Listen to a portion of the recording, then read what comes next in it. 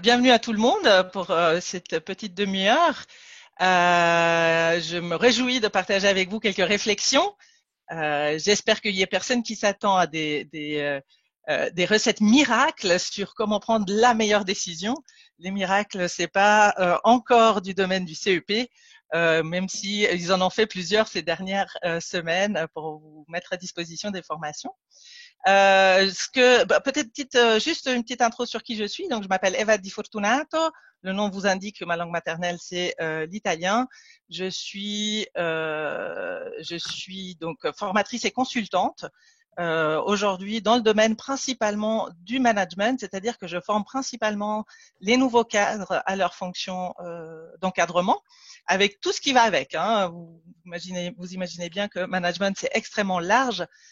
Donc il y a là-dedans, il y a la prise de décision pour soi et pour les autres, mais il y a aussi la communication, tous ces aspects, ce qu'on appelle souvent des compétences interpersonnelles, donc les compétences pas mathématiques, mais celles qui concernent l'humain et l'être humain. Je suis donc en Suisse romande depuis très longtemps, ce qui fait que, semblerait, j'ai perdu mon accent italien, vu que j'ai grandi au Tessin, depuis un moment. Mais le moment où je dis le mot pantalon, vous allez tout de suite savoir d'où je viens, parce que c'est encore pas possible de le prononcer correctement de mon côté. Voilà, je vais commencer, je vais relancer un sondage, vu qu'on est sur la prise de décision, et je vous laisserai répondre. La première, donc il y a deux questions. Donc, première question, quels adjectifs décrivent le mieux notre environnement, notre monde actuel? Vous aviez de multiples choix possibles. Et bon, étonnamment, il n'y a personne qui m'a répondu facile. Je suis étonnée de cela, de manière ironique. Mais quand même, c'est chouette de voir qu'il y a une majorité de réponses qui disent intéressant malgré tout. Il y a de l'intérêt. Est-ce que c'est intéressant dans le sens british du mot, quand les Anglais disent intéressant, des fois ils cachent un petit peu une difficulté là derrière. Mais en tout cas, il y a de l'intérêt, il y a des choses à faire, je vois. Il y a quand même du chaotique, effrayant pour certains, plein d'opportunités, hein, plusieurs personnes qui voient des opportunités dans la situation actuelle aussi, déstabilisant quand même. Clairement pas tranquille, et on a 2 votes pour incontrôlable. Donc c'est un peu les caractéristiques de notre environnement. Je suis ravie de voir qu'il n'y a pas que du négatif, hein, de la peur, et qu'il y a quand même une vision sur des opportunités, le côté intéressant de notre monde actuel. La deuxième partie, en termes de prise de décision, il y a personne qui est bloqué en ce moment pour prendre des décisions, en tout cas de notre groupe, ce qui est plutôt chouette, plutôt bon signe. Ensuite, il y en a tout plein. Vous prenez vous récoltez toutes les infos disponibles et ensuite vous prenez vos décisions. Il y a personne qui prend ses décisions au hasard. Et il y a quand même une personne qui a eu le courage de nous partager le 6e sens, qui vous dit quoi faire. Et vous allez voir, c'est pas du tout anodin. Et je pense que cette personne pourra aussi nous partager comment elle fait plus tard. Hein, j'y reviendrai là-dessus parce que ça fait partie aussi de cette petite demi-heure. Oui, effectivement, c'est une manière aussi d'écouter son intuition et de prendre des décisions donc suite à ça.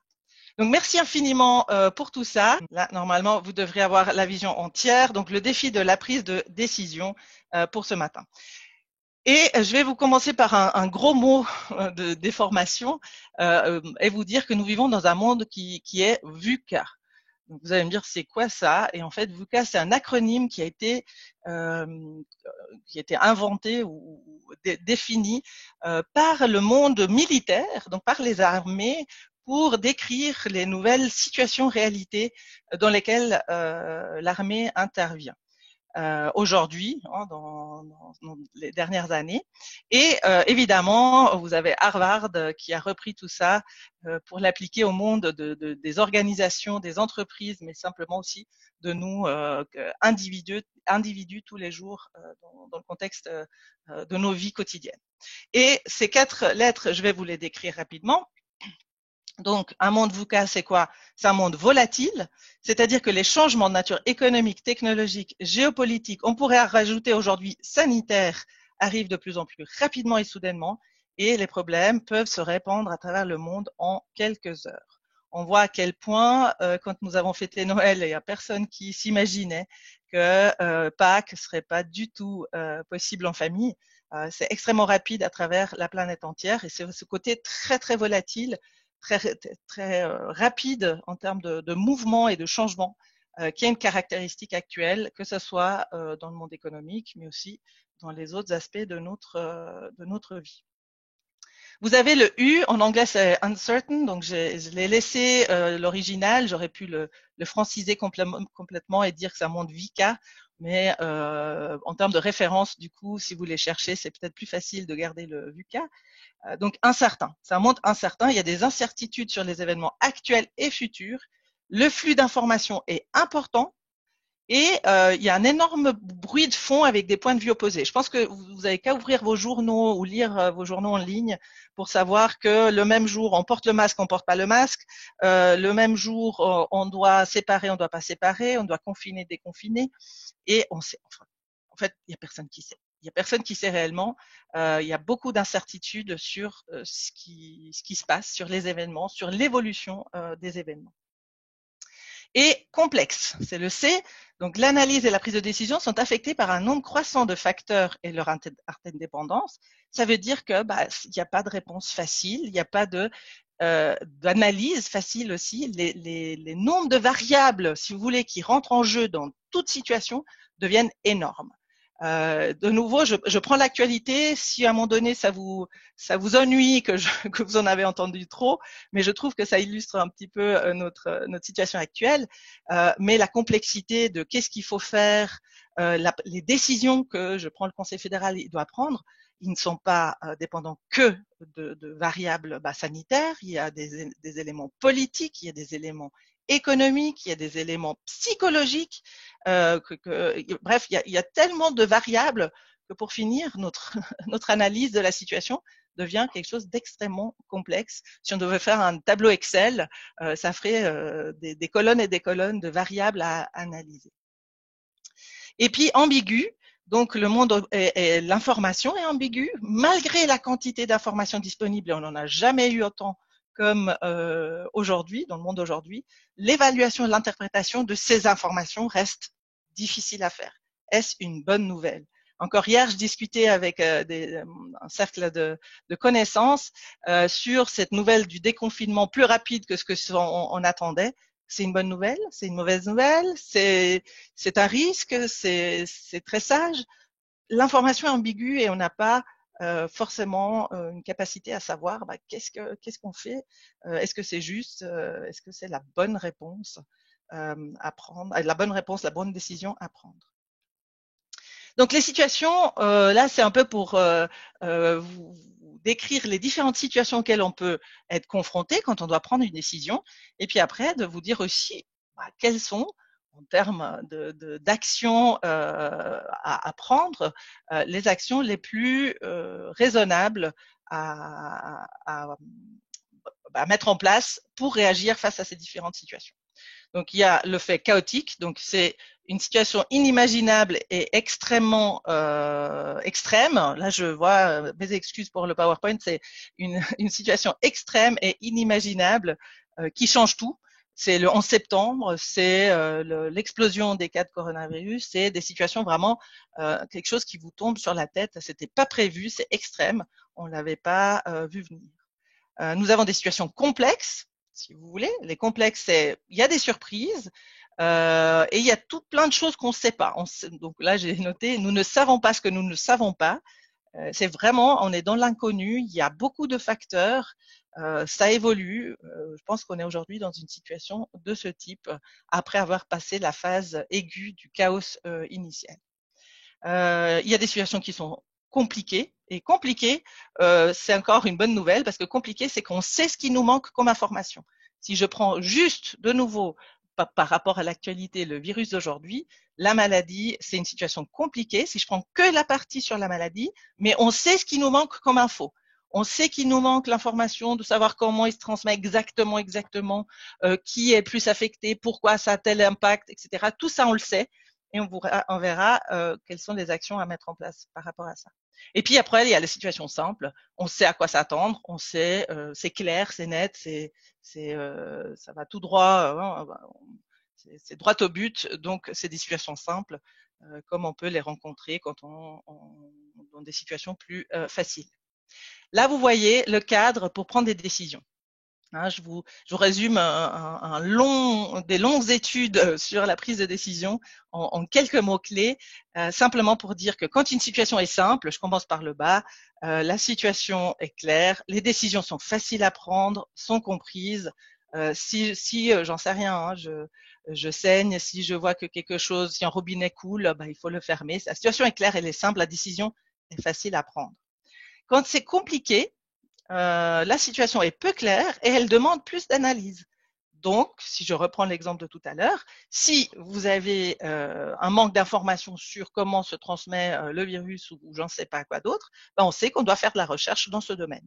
C'est compliqué, on n'a pas l'information, on doit aller la chercher, mais on sait ce qui nous manque et on sait comment aller chercher cette information quelque part.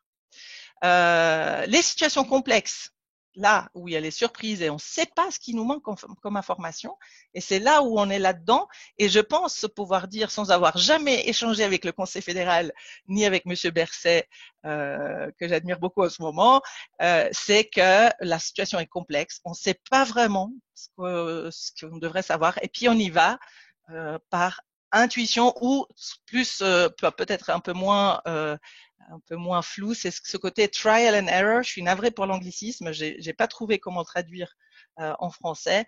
C'est cet aspect, on essaye, on se plante, on réessaye, on fait quelque chose, on revient en arrière. Donc cet aspect ajustement au fur et à mesure de nos actions, comme on va de l'avant. Et quand une situation elle est chaotique, donc la situation extrême et inimaginable que vous pourriez avoir, il faut une direction ferme, il faut aller de l'avant en prenant une décision, quelle qu'elle soit, et en montrant une certaine fermeté. Pourquoi? Parce que ça évidemment, ça provoque énormément de peur et de crainte, et donc de montrer quelque chose de ferme qui va de l'avant, ça a un côté rassurant aussi pour soi-même et pour les autres de se décider de la direction dans laquelle on va. Et je pense que en tant que sociologue de formation, je peux aussi faire cette analyse sur l'action de notre Conseil fédéral, par exemple, qui a pris une décision ferme au départ et puis qui avance maintenant au fur et à mesure avec d'autres essais par une situation qui s'est un tout petit peu stabilisée en termes d'évolution. Je continue. Quelles sont les solutions? Parce que j'aimerais aussi pouvoir répondre surtout à vos questions et puis ouvrir la discussion. Les solutions, elles sont peut-être contre-intuitives. On se dit, plus c'est compliqué, plus on a envie de contrôler. Plus c'est compliqué, plus ça fait peur, plus on a envie de mettre en place toutes sortes de choses qui nous permettent de cadrer cette incertitude. Et puis, en fait, on a deux théories, deux mesures. Une, c'est la théorie de la pensée inconsciente, je vais vous présenter dans quelques instants. Et le deuxième, c'est pile ou face. Vous allez voir, c'est pas du pile ou face complètement au hasard. C'est un pile ou face bien raisonné et bien réfléchi. Donc, avant de passer plus loin, la première chose que, juste pour vous rappeler, puis il y a des bons cours au CEP que je peux vous conseiller aussi là-dessus sur les émotions et sur toute notre manière aussi inconsciente de fonctionner. Nous avons deux logiciels dans notre système qui est notre ordinateur de bord, notre cerveau. Un, c'est le système de survie, hein, le réactif, celui qui va immédiatement réagir. C'est toutes nos réactions, nos instincts, le fait que si vous avez un objet qui vient vers votre tête, vous faites automatiquement le geste de protéger votre tête. Voilà, ça c'est notre système de survie. Et ce système de survie, il s'affine avec les années et il a une mémoire émotionnelle, c'est-à-dire des émotions qu'il a ressenties dans certaines situations. Et il peut faire appel, notre système de survie aussi, à ces informations-là, ces apprentissages tout au long de notre vie. Donc, dans la théorie de la pensée inconsciente, l'idée c'est de dire, est-ce qu'on peut aller puiser dans cette expérience, dans cette mémoire émotionnelle de notre cerveau pour prendre des décisions. Et en fait, je vais vous donner juste deux exemples plutôt que de faire de grandes théories. On parle ici de Monsieur Soros, qui est un grand investisseur très connu, milliardaire, tout ce que vous voulez, et il a évidemment énormément de théories sur les investissements. Et donc, il prend toujours des décisions qui sont dans un environnement à haut risque, c'est fatigant, dans le même contexte qu'on vient de décrire, et il a souvent mal au dos ou d'autres symptômes, et il les utilise pour en tirer des signaux pour ses investissements. Donc, c'est vraiment, il utilise les signaux de son corps pour prendre des décisions difficiles dans lesquelles il n'est pas forcément évident de prendre, de savoir qu'est-ce qui est le juste et ce qui est le faux dans ce cadre-là. Un autre exemple que j'aimerais vous donner, c'est celui de Juan Manuel Fangio. C'était un coureur de Formule 1 dans les années 50, très reconnu, très bon, et il a été 5 fois de champion du monde, et il n'y a que Schumacher qui a battu son record en 2003, donc bien des années, des décennies plus tard. Il était argentin, et il a participé régulièrement au Grand Prix de Monte-Carlo, Monaco. Et dans ce Grand Prix, vous allez voir dans la prochaine photo, il y a ce virage que vous voyez au fond de l'image, qui est un virage à 90 degrés. Donc c'est un virage dans lequel les voitures étant basses, les murs autour étant plutôt hauts, on ne peut pas voir ce qu'il y a derrière le virage. Et là, lors de cette course spécifique dans les années 50, Fangio, à un moment donné, il arrive à fond dans ce virage, donc ils y allaient à fond, hein, ils étaient vraiment à toute vitesse, et il a ressenti quelque chose et il a dit, il s'est dit, il a vraiment ressenti le besoin de ralentir. Et il a effectivement enlevé le pied du gaz.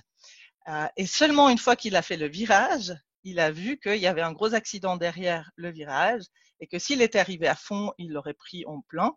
Là, le fait d'avoir enlevé le pied de l'accélérateur, il a pu éviter et puis finir par gagner la course. Ça, évidemment, est peut-être moins important. Donc, l'idée ici, c'est que on ne sait pas, même après, hein, dans les entretiens, après, il a dit, je ne sais pas pourquoi, j'ai juste ressenti le besoin d'enlever le pied du gaz.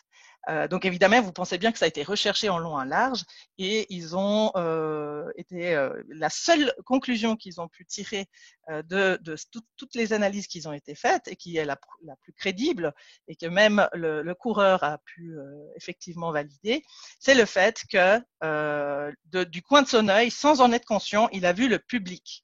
Le public, normalement, il regarde là où est la voiture qui arrive. Et dans ce cadre-là, le public était tourné vers le lieu de l'accident. Et donc, de manière inconsciente, il a pu intégrer cette information et il a ralenti sans savoir consciemment, en fait, d'où venait cette sensation qu'il avait. Et du coup, voilà, il a évité ce grand accident que vous voyez là, sans devoir rentrer dans les détails de la chose.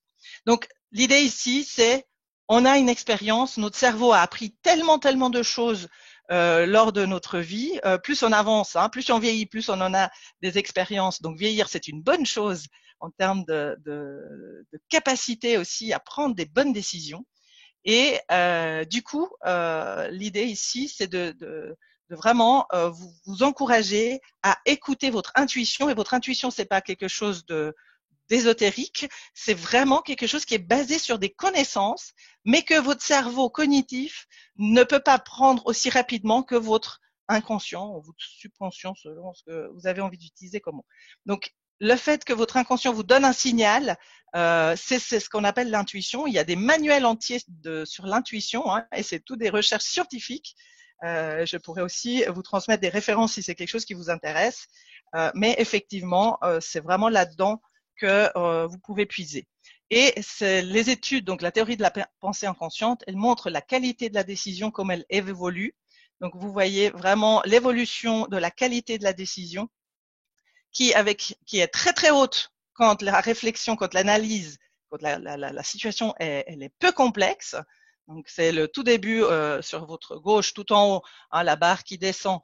Au début, quand une situation est peu complexe, c'est facile de prendre une bonne décision. Hein, c'est les situations simples qu'on a décrites. Plus elle devient complexe, la situation, moins c'est facile de prendre des décisions qui sont bonnes. Donc, quand c'est très, très, très complexe, si on veut tout analyser, au bout d'un moment, on se perd et c'est difficile. Alors que vous voyez ici, la réflexion inconsciente ou l'instinct, l'intuition comme vous préférez, la qualité de la décision, elle est régulière. Donc pour les situations simples, ça vaut peut-être pas la peine, c'est peut-être plus facile d'analyser puis de regarder quels sont les faits que vous avez, mais plus la complexité augmente, plus la qualité de votre décision, vous voyez, il y a un croisement à un moment donné, la meilleure décision va être celle qui est prise de manière intuitive en écoutant votre ressenti. Et si vous cherchez une manière pour le faire, je vois que le temps avance très très vite, je suis navrée. Dernière chose, et puis après j'ouvre pour des questions. Donc le fait de comment faire, parce qu'on se dit souvent, mais comment est-ce que je vais faire l'intuition, moi je sais pas où elle est la chercher. Ce jeu de pile ou face, si vous avez deux décisions et vous savez pas laquelle, deux choix et vous savez pas lequel prendre, vous faites pile ou face, vous lancez votre pièce et vous attendez avant de regarder le résultat. Et vraiment vous concentrez, et là je vous laisse rejoindre aussi les cours de méditation de pleine conscience, vous vous concentrez vraiment sur votre corps au moment où vous découvrez le résultat. Et quand vous découvrez le résultat, si vous sentez un soulagement, c'est que c'était une bonne décision pour vous en tout cas. Et si vous sentez une tension, donc vos muscles qui vont se tendre ou chacun a ses propres manifestations psychosomatiques, c'est que peut-être cette décision n'est pas celle que vous devriez prendre. Donc c'est quelque chose à tester. Vous pouvez même le faire pour le choix des vacances cet été en Suisse, dans l'un des beaux cantons que nous avons. Mais c'est quelque chose qui peut vous aider à comprendre est-ce que c'est une bonne décision quand la décision est très complexe à prendre. Et je vais me taire, je vais arrêter le partage. C'est Voilà. magnifique. Ah non, tu ne vas pas te taire parce que j'ai quelques petites remarques, commentaires de la part de nos participants. Est-ce que finalement cette intuition dont tu parles, Eva, c'est un peu ce sixième sens? Absolument. Alors justement, en tout cas si on prend tout ce que est la recherche scientifique sur ces aspects-là pour expliquer comment ça se fait que des gens sans avoir réfléchi avec cette partie-là, la matière grise devant, ils aient pris Oui. les bonnes décisions. On parle de sixième sens. Après, il y a toute une connotation aussi cinématographique sur le sixième sens, ce côté plus ésotérique. Mais il y a vraiment de la recherche qui montre que notre cerveau est capable de prendre des décisions de manière intuitive, c'est-à-dire basée sur l'expérience qu'il a, sauf que cette expérience, elle remonte plus vite que ma capacité d'analyser la situation. Et c'est pour ça que ce jeu du pile ou face, ça vous montre votre sixième sens. Ça veut dire qu'en fait, la décision, vous saviez déjà avant de lancer pile ou face laquelle était la bonne, mais on n'écoutait pas forcément les signaux que notre corps nous envoyait. Pour certains, c'est le fait que ça nous gratte. Pour d'autres, c'est le dos, la tête, etc. Chacun a ses propres signaux. Donc, ce qui est excellent dans ce que tu expliques, c'est presque une réhabilitation de cette intuition, souvent un peu décriée par le raisonnement trop rationnel qui se dit oh non, non, mais il faut analyser les choses. L'intuition, on ne sait pas trop ce que c'est, est-ce qu'on peut lui faire confiance? Ce que tu nous expliques aujourd'hui, c'est pourquoi on peut lui faire confiance, qu'il y a un fonctionnement très rationnel là derrière. Mm-hmm. Et à quel point dans ce monde VUCA décrit comme tel depuis pas mal d'années maintenant, et maintenant on peut tous comprendre ce que ça veut dire puisqu'on le vit dans nos tripes depuis quelques semaines, à quel point ce mode intuitif peut être utile. Peut-être encore un dernier commentaire quand tu nous parlais des types d'environnement et tu parlais de complexité, de chaos, de décider en tentant, en faisant des erreurs, en retentant.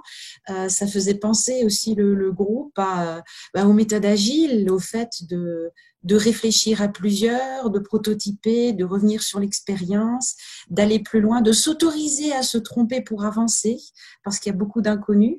Est-ce que ça te parle aussi? Tu veux nous en dire encore un petit bout là-dessus en 30 secondes et puis je clôturerai la session pour ce matin? Absolument. Et c'est absolument drôle que tu en parles parce que justement hier, j'avais une discussion avec des doyens de cycle d'orientation à Genève, ça s'appelle le cycle d'orientation, donc c'est les 12-15 ans hein, qui sont encore à l'école obligatoire et qui me faisaient tout un discours comme quoi ça aurait été mieux de passer directement de un déconfinement total à de confinement total pardon à des classes entières et puis tant qu'à faire bah c'était mieux d'attendre le mois de septembre.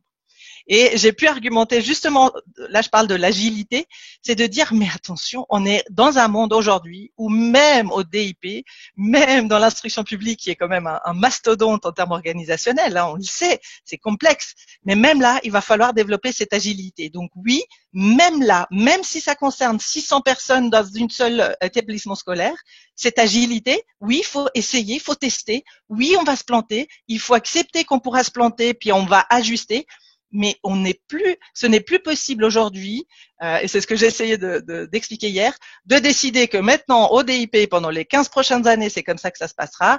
Et je prends le DIP juste parce que c'est l'exemple que j'avais hier, hein, mais c'est n'importe quel autre exemple. Et donc oui, il faut pouvoir tester, aller de l'avant. Qui se sbaglia impara, exactement. Ceux qui se trompent, apprennent effectivement, et c'est absolument ça. La méthode agile en plan. Ceux qui sont capables aujourd'hui de l'adopter, pardon, de réagir, même au prix d'une erreur, c'est ceux qui seront plus capables de s'adapter à tous ces changements qui sont constants et qui étaient déjà là. Hein. Maintenant, ils sont très visibles avec la situation actuelle, mais ils étaient déjà là. On avait peut-être moins de confiance parce qu'on était en zone de confort. Magnifique. Donc, c'est normal. On est dans un monde VUCA. Faisons confiance aussi à notre intuition.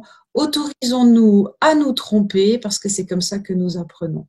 Merci beaucoup, Eva, pour toutes ces explications et à une prochaine fois, j'espère.